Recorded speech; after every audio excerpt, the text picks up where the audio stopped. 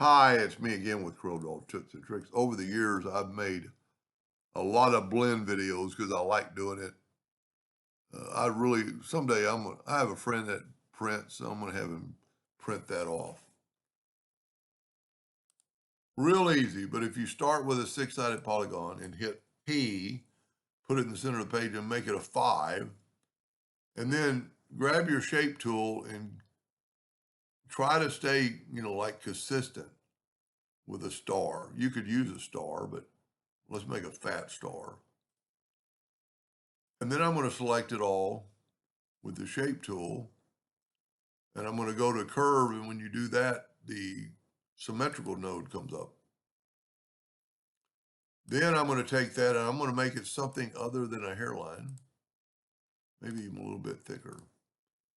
And I am going to Control D. And because I'm working in the center of the page, I can alternate C. And you would think you'd have to rotate it 72 degrees, but you want to rotate it 36 degrees so it's even. And in this case, it really doesn't have to be perfect.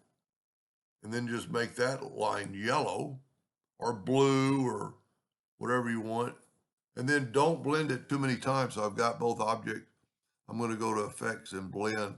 I'm just going to blend it 20 times. And look at that. Really good, even, wavy pattern. Not too many lines. I mean, if you blended it, a lot of times you wouldn't, it'd be cool, but you won't see the lines. And it might even be cooler. And it is. It's different.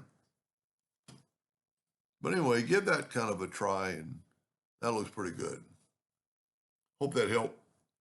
Thank you for watching. And use other colors if you like.